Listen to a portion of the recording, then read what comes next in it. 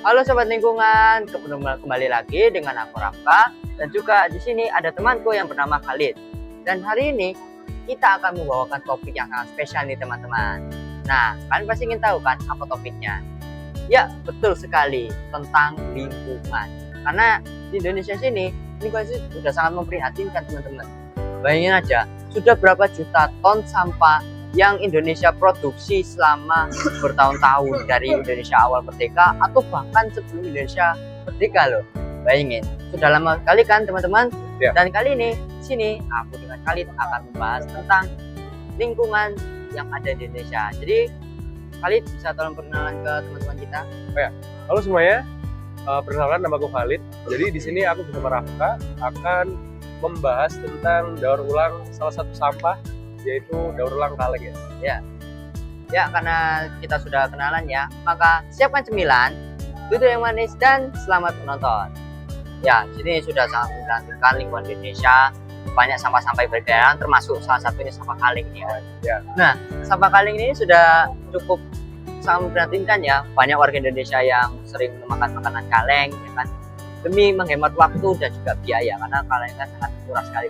Ya. Jadi beli di market, toko-toko yang lain, bahkan bisa beli dari online. Ya, karena dari itu apa upaya kita dalam melestarikan kaleng ini? Ya, mungkin yang bisa kita lakukan sendiri ya. Itu yang pertama bisa dari memilah sampah dari yang anorganik dan dengan yang organik. Nah, kan kaleng ini termasuk dengan golongan yang anorganik. Jadi kalau bisa kita dalam memilah sampah itu pas membawa sampah ada sedia 2 tong sampah gitu lah. Mau di rumah atau enggak di tempat umum. Jadi sampah itu bisa terorganisir dengan baik sehingga di kemudiannya nanti pengelola itu bisa mendaur ulangnya dengan baik. Atau mungkin jika dengan upaya kita sendiri sebagai warga Indonesia yang tentunya ya yang mungkin cuman warga biasa ya, itu kita bisa menjadikan kaleng-kaleng tersebut jadi hiasan di rumah ataupun ya kita daur ulang sendirilah. Jadi tergantung kreativitas kalian sendiri. Itu kenapa harus jadi 2 jenis? Kenapa nggak jadi satu aja gitu? Anorganik dan organik. Iya. Oh Kenapa nggak jadi satu aja gitu? Karena kan kalau organik itu dengan yang anorganik ya tahu sendirilah. Organik itu kan dari yang bahan alami, sedangkan yang anorganik itu dari buatan manusia. Nah, yang bisa didaur ulang itu hanya yang anorganik, sedangkan yang organik itu enggak, ya udah habis ya gitu aja lah. Dan beberapa dari yang anorganik itu nggak bisa terurai di alam dengan baik ya. Nah, jadi dengan upaya kita mendaur ulang sampah-sampah anorganik tersebut, kita bisa mengurangi dampak negatif yang akan mencemari lingkungan. Jadi dampaknya sangat besar ya bagi Iya. kita.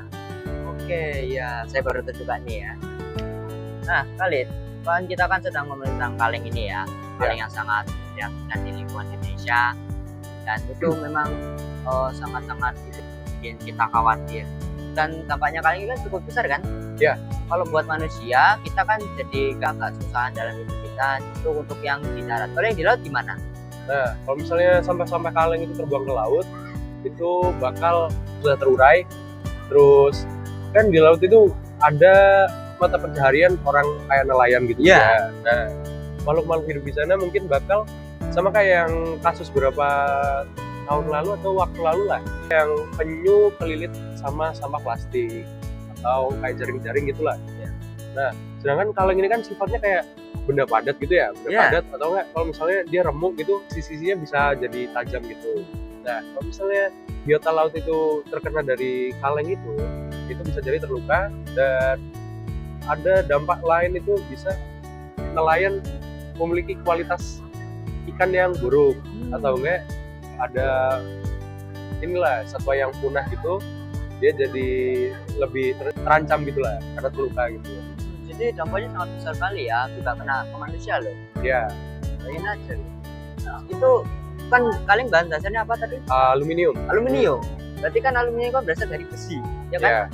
Dan besi itu kalau misalkan dipotong-potong-potong sampai bagian salah satunya lancip, itu bakal menyakitkan kan bagi kita atau bagi hewan-hewan. Betul sekali. Iya. Jadi ya memang agak sangat menyakitkan sih kalau misalkan ada hewan yang kena. Nah, Khalid, memang kita agak susah ya dalam melakukan upaya pembersihan sampah atau daur ulang, karena ya itu kan sudah dari kesadaran masyarakat kan. Iya. Ya, dan masyarakat itu adalah cerminan bagi pemerintah kita. Betul? Betul. Ya, menurut kalian itu apakah pemerintah sudah tergabung dalam melakukan upaya pendaur ulang sampah kaleng? Ya, yang saya tahu sih mungkin berapa aja ya, kayak nggak seluruhnya ada kontribusi dari pemerintah.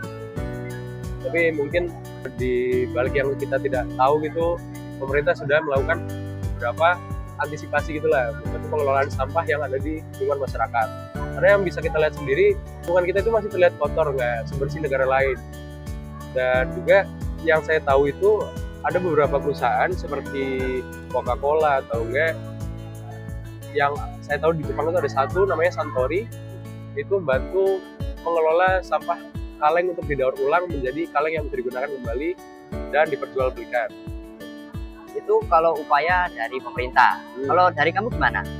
Kalau dari aku sendiri, ya seperti yang saya udah bilang di awal, saya kan tadi menyinggung kalau misalnya kita bisa daur ulang kaleng itu di rumah sendiri dengan menjadikannya hiasan atau enggak, kayak ya tergantung kreativitas kita sendiri bisa memanfaatkan kaleng tersebut menjadi barang yang lebih berguna di kemudian harinya, sehingga kaleng yang seharusnya tergeletak di pinggir jalan atau di mana, kita bisa ubah itu jadi hal yang lebih bermanfaat dan tidak mencemari lingkungan.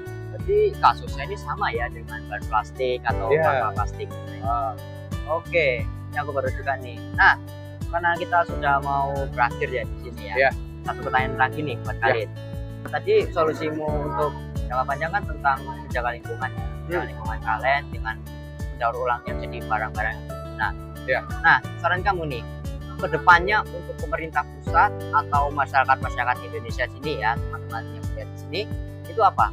Ya, jadi hal kecil yang bisa kita lakukan itu dari mengubah kebiasaan diri kita sendiri sebelum kita mengajak orang lain untuk berubah. Jadi kita itu mulai dengan membuang sampah pada tempatnya, atau enggak kita bisa mengingatkan yang lain itu untuk membuang sampah pada tempatnya juga.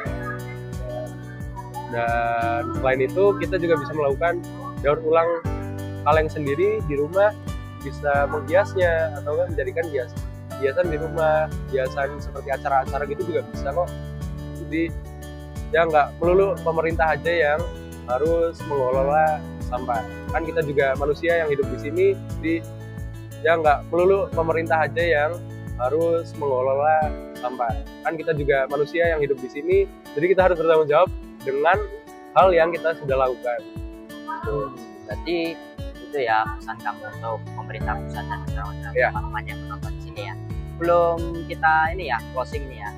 Satu lagi nih, ada nggak tagline yang kamu mau sampaikan ke teman-teman yang ada di sini?